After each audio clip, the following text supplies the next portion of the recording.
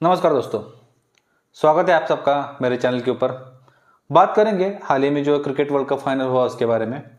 हालांकि मुझे बहुत दुख हुआ था कि ये फाइनल हम हार गए। मुझे उम्मीद थी कि हम ये फाइनल जीत जाएंगे। जिस तरह से हमने ये पूरा टूर्नामेंट खेला था, जिस तरह से हमने ये डोमिनेट किया था, मैं इस पर एक वीडियो बनाने वाला था कि 2003 की जो ऑस्ट्रेलिया की टीम थी रिकी पॉन्टिंग की, उस लेवल की टीम इंडिया मुझे लग रही थी इस बार। तो मैंने सोचा कि रुकते हैं, थोड़ा सा ये फाइनल हो जाने देते हैं, बाद में वीडियो बनाएंगे। लेकिन मैं बहुत निराश हुआ जिस तरह से ये रिजल्ट सामने आए। अब क्या हुआ, कैसे हुआ, इसके ऊपर एक्सपर्ट लोगों ने बहुत ज़्यादा एनालिसिस किया है। वो अपनी जगह पर सही होंगे, गलत होंगे, मुझे नहीं पता। मैं अपना सिर्फ पॉइंट ऑफ व्यू यहाँ पर रखने वाला हूँ। जो चीज़ें अलग अलग चीज़ें सामने आई हैं उनके बारे में। फॉर्मर क्रिकेटर मोहम्मद कैफ, उन्होंने एक बात कही थी इमीडिएट मैच के बाद कि मैं नहीं मानता कि ये जो टीम जीती है ऑस्ट्रेलिया, ये बेस्ट टीम जीती है या स्ट्रांग टीम जीती है। ऑस्ट्रेलिया का दिन अच्छा था इसलिए वो जीत गए। हाँ, मुझे लगता है कि इस बात में भी थोड़ी बहुत सच्चाई है कि ऑस्ट्रेलिया उस लेवल की टीम नहीं थी जो वर्ल्ड कप जीत जाए। जिस तरह से उन्होंने पूरा वर्ल्ड कप खेला है, उनके टॉप ऑर्डर के बैट्समैन अगर नहीं चलते तो उनका मिडिल ऑर्डर इतना काम नहीं कर रहा है। जिस तरह से उन्होंने सेमीफाइनल इतने संघर्ष के साथ जीता, फिर भी उनको क्रेडिट तो देना पड़ेगा और देना ही पड़ेगा, क्योंकि उन्होंने फाइनल बहुत अच्छी तरह से खेला। उन्होंने पिच को समझा, उनकी फील्डिंग आउटस्टैंडिंग थी। इस तरह की फील्डिंग मैंने पूरे वर्ल्ड कप में किसी की नहीं देखी। बॉलिंग उन्होंने बहुत प्लान करके किया था। अगर रोहित शर्मा की वो विकेट छोड़ दी जाए जो उसने गलत शॉट मारता, बाकी सारे बैट्समैन को उन्होंने प्लान करके आउट किया है। फिर वो शुभमन गिल हो, श्रेयस अय्यर हो, विराट कोहली हो, और विराट कोहली को तो क्या आउट किया है। मतलब जिस लाइन लेंथ पर कंटिन्यूअस बॉलिंग की थी, विराट कोहली जैसे इतने बड़े बैट्समैन को शॉट नहीं मारने आ रहे थे। फिर सूर्य कुमार यादव को जिस तरह से प्लान करके आउट किया, केएल राहुल को जिस तरह से रोका, तो उन्होंने पूरा प्लानिंग किया था। और एक दिन पहले प्रेस कॉन्फ्रेंस में पैट कमिंस ने कहा था कि हमारे पास प्लान है कि हम उस 1,30,000 के क्राउड को हम चुप कराएंगे। सबको लगा कि वो ओवर कॉन्फिडेंस में है, लेकिन जब मैच शुरू हुआ और जब मैच खत्म हुआ तो फिर पता चला कि हम ओवर कॉन्फिडेंस में थे, उनको पूरा कॉन्फिडेंस था। तो यही चीज होती है, एक चैंपियन टीम को अलग बनाती है। और ये एक एटीट्यूड है जो हमारी टीम उनसे सीख सकती है कि किस तरह से जो है वो बड़े मंच पर हमें खेलना चाहिए, नॉकआउट मैच में किस तरह से खेलना चाहिए, हमारा एटीट्यूड क्या होना चाहिए, हमारी बॉडी लैंग्वेज क्या होनी चाहिए, प्लानिंग प्रिपरेशन क्या होना चाहिए। तो ये बहुत जबरदस्त टीम एफर्ट था ऑस्ट्रेलिया की तरफ से, और इंडिया को सीखना पड़ेगा। हमारी टीम को ये समझना होगा कि नॉकआउट्स में कैसे खेलते हैं। 2013 चैंपियंस ट्रॉफी हमने जीती थी, उसके बाद आज तक हमने कोई भी आईसीसी ट्रॉफी नहीं जीती है। हम टी20 के फाइनल में हारे, हम वर्ल्ड कप के 2 बार सेमीफाइनल हारे, आज फाइनल हार गए, चैंपियंस ट्रॉफी पाकिस्तान से हार गए, वर्ल्ड टेस्ट सीरीज हमने 2 बार हारी फाइनल। तो कहीं ना कहीं हमें सीखना पड़ेगा कि फाइनल्स को कैसे जीता जाता है। तो ठीक है, एक अच्छी लर्निंग है, एक अच्छा वर्ल्ड कप था, बहुत सारी यादें जुड़ी है हमारी। और आने वाले दिनों में हो सकता है कि हम और अच्छी क्रिकेट खेलें, और मैं चाहूँगा कि हम आने वाले टूर्नामेंट जो है आईसीसी टूर्नामेंट है वो जीत जाए। अब यहाँ पर 2-3 जो बातें हैं उसके बारे में हम बात करेंगे। एक तो मिचेल मार्श का वो फोटो आया, ये वाला आपने देखा होगा, और ये फोटो आने के बाद इंडिया में उसके ऊपर अलग अलग तरीके से प्रतिक्रिया आने शुरू हो गई। लोग भड़क गए कि ये क्या है, आपको उस ट्रॉफी की कीमत नहीं है, ऐसे कैसे पैर रख के खड़े हो गए, हम जीतते तो हम सर पे उठाकर नाचते, हम डिजर्व करते थे, आप तो डिजर्व ही नहीं करते। तो मुझे लगता है कि हमें कहीं ना कहीं अभी मैच्योरिटी लानी पड़ेगी कि हमारी संस्कृति अलग है, उनकी संस्कृति अलग है। उनके यहाँ पर इस तरह से नहीं होता है, उनका सोचना अलग है। वो इतने ज़्यादा इमोशनल नहीं होते हैं क्रिकेट को लेकर जितने हम हैं। तो कहीं ना कहीं हमें सोचना पड़ेगा, हमें थोड़ा सा ये मैच्योर बनना पड़ेगा। ये छोटी छोटी चीज़ों को लेकर ऑफेंड करना अब इतना अच्छा नहीं लगता है। उनका अपना मसला है, उनके जो देश के लोग हैं, उनके जो चाहने वाले हैं, या उनका जो प्रेस है, वो कुछ नहीं बोल रहा है और हमें बहुत तकलीफ हो रही कि ने ऐसे कैसे पैर रख दिया। तो कहीं ना कहीं हमें समझना पड़ेगा कि इस तरह से प्रतिक्रिया देने से कुछ नहीं होता, हमारा कुछ लेना देना नहीं है। उन्होंने ट्रॉफी जीती है, अब ये उनका प्रॉब्लम है, उस ट्रॉफी के साथ वो क्या करे। यहाँ पर मैं एक एग्जांपल देना चाहूंगा। एक फिल्म मैंने देखी थी, रॉकी, एक हॉलीवुड मूवी थी सिल्वेस्टर स्टैलोन की। तो उस मूवी में जो एक कैरेक्टर था अपोलो क्रीड करके, वो जो शॉर्ट पहनता है बॉक्सिंग मैच के लिए, वो अमेरिका का जो झंडा है उससे बनी हुई थी वो शॉर्ट। इमेजिन कीजिए अगर ऐसी चीज इंडिया में ट्राई कलर के साथ होती तो क्या होता, हंगामा हो जाता, मार देते लोग उसको। लेकिन अमेरिका में ऐसा हुआ नहीं। क्यों? क्योंकि उनकी संस्कृति अलाउड करती है इस तरह से चीजों को इस्तेमाल करना। तो कहीं ना कहीं हमें समझना होगा कि हमारा पेट्रोटिज्म अलग है, हमारी जो संस्कृति है वो अलग है, उनकी अलग है। तो इस तरह से चीजों को लेकर ऑफेंड करना हमें शोभा नहीं देता। हमें कहीं ना कहीं अब मैच्योर होना पड़ेगा। और दूसरी बात,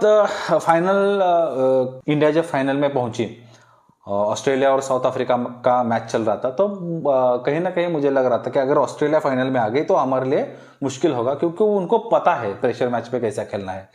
और ऑस्ट्रेलिया फाइनल में आ गई और हम सब कॉन्फिडेंट थे, इंक्लूडिंग मी, कि ये वर्ल्ड कप तो इंडिया का ही है। जिस तरह से हमने क्रिकेट खेली है हमें कोई हरा नहीं सकता।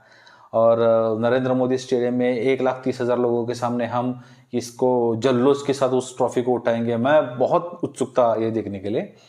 और लेकिन जैसे ही मैच शुरू हुआ और जैसे मैंने देखा कि काली मिट्टी के पीछे, कहीं ना कहीं लगा कि यार काली मिट्टी की क्यों, क्योंकि उसमें बाउंस नहीं होता, बॉल स्लो आता है, पता नहीं अगर फंस सकता है मैच वहां पर। और वैसा हुआ। और उस स्टेडियम की हिस्ट्री है कि जो पहले बैटिंग करते हैं उनका जो एवरेज स्कोर है वो 240 है ओडीआई का, और जो सेकंड बैटिंग करते हैं उनका 208 है। तो पता नहीं बहुत सारे लोगों को लग रहा था कि 300 350 बनेंगे पहली इनिंग में। और कमेंटेटर भी बहुत कॉन्फिडेंट है, इंडिया टॉस जीतेगा, बैटिंग करेगा और ऐसा करेगा वैसा करेगा। मतलब लोग ये मानने को ही तैयार नहीं थे कि ऑस्ट्रेलिया यहाँ पर क्रिकेट खेलने आया है। उन्होंने सबने मान लिया था, इंक्लूडिंग कमेंटेटर, ऑर्गेनाइजर, चाहने वाले, सबने मान लिया था। इवन पड़ोसी मुल्क के लोगों ने भी मान लिया था कि ट्रॉफी तो इंडिया की ही है। लेकिन ऑस्ट्रेलिया को ऐसे नहीं लगता था। इसलिए ऑस्ट्रेलिया ने क्या किया, उन्होंने वो पिच को समझा, उन्होंने ग्राउंड को समझा, उन्होंने हालात को समझा, उन्होंने इंडियन टीम का अभ्यास किया, उन्होंने हमारे सारे बैट्समैन जो है उनकी कमजोरियों को भापा, उसके हिसाब से उन्होंने क्रिकेट खेला और नतीजे हम सबके सामने है। अब हार जीत लगी रहती है, ये बात तो मैं भी जानता हूं कि कोई पहली बार नहीं है कि इंडिया हारा है, इससे पहले बहुत बार हम हारे हैं। लेकिन हारना अलग बात होती है और क्रिकेट में मजा ना आना एक अलग बात होती है। देखिए 2003 का वर्ल्ड कप फाइनल हम हारे थे और मुझे आज भी याद है वो पूरा मैच। और जो लोग पिछले 20-30 साल से क्रिकेट देख रहे हैं उनको भी पता है कि वो कैसी हार थी। लेकिन हमने वो क्रिकेट एंजॉय किया था, हमने वहां पर वो बैटिंग कंडीशन को एंजॉय किया था। मैं भी था उसमें से जिसने वो रिकी पॉन्टिंग की बैटिंग एंजॉय की थी। वो मैच याद रह गया था, हम हारे थे फिर भी याद रह गया था। अब कितने लोग हैं जिनको 2007 का फाइनल याद है? किसी को याद नहीं, उनको पता भी नहीं था कि फाइनल में कौन खेला था किसके साथ। क्यों ऐसा हुआ था? क्योंकि मैच जो था वो इंटरेस्टिंग होना चाहिए था, वो बोरिंग हो गया। अभी मैं शर्त लगा सकता हूं ये 2023 का फाइनल किसी को याद नहीं रहेगा। और इसलिए याद नहीं रहेगा क्योंकि इंडिया हार गया, उनको इसलिए याद नहीं रहेगा कि ये मैच बहुत बोर हो गया था। मतलब 30-40 ओवर में बाउंड्री नहीं लग रही थी, बॉल जो है बैट पर नहीं आ रहा था, लोग उबास क्या दे रहे थे, मैं खुद सो गया था सोफे पे। मतलब इतना बोर हो गया था मैच, कहीं से भी क्रिकेट नहीं लग रहा था और ओडीआई तो बिल्कुल नहीं लग रहा था। देखिए एक बात को हमको समझना पड़ेगा, जो क्रिकेट का रियल फॉर्मेट है वो आज भी टेस्ट क्रिकेट है। लेकिन टेस्ट क्रिकेट जो है वो लॉन्गर फॉर्मेट है, 5 दिन का टाइम लगता है और उसमें क्रिकेट जो है उतनी तेज खेली नहीं जाती है। तो बहुत सारे लोगों को वो थोड़ा सा बोर लगता है। तो उसके बाद ओडीआई को लाया गया कि 1 दिन का मैच होगा, दोनों टीम एक ही दिन खेलेंगे और रिजल्ट है वो फटाफट आ जाएगा। तो ओडीआई जो है वो जल्दी से फेमस हो गया।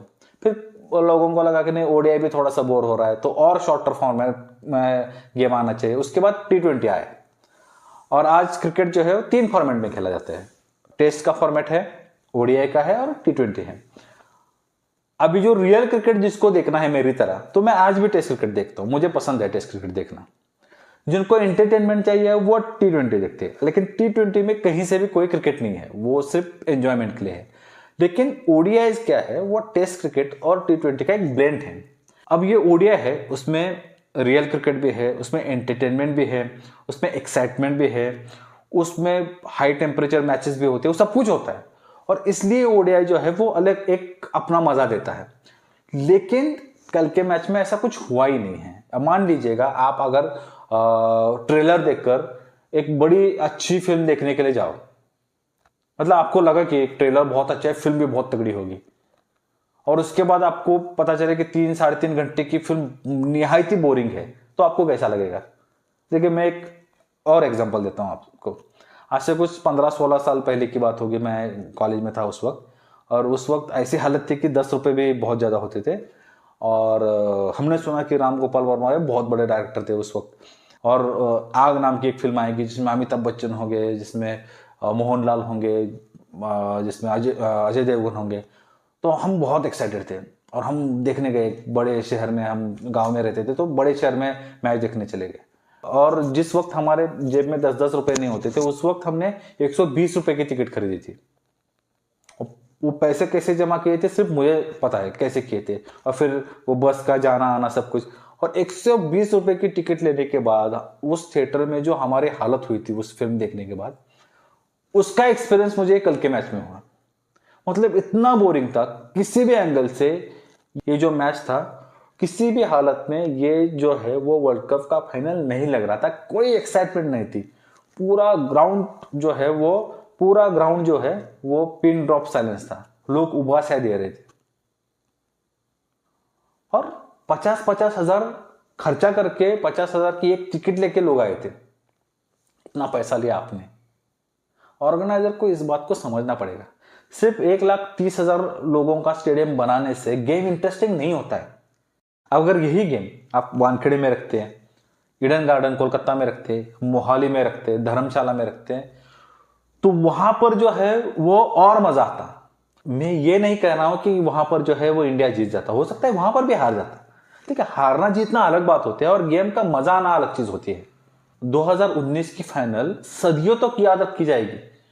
सबने देखा क्या वहां पर इतना थ्रिल था, इतना एक्साइटमेंट था। आज भी हम बात करते हैं कि बेस्ट वनडे अगर फाइनल कोई थी तो वो 2019 की थी, इंग्लैंड और न्यूजीलैंड की। क्यों थी? क्योंकि उसमें एक्साइटमेंट था, वहां पर क्रिकेट जीता था।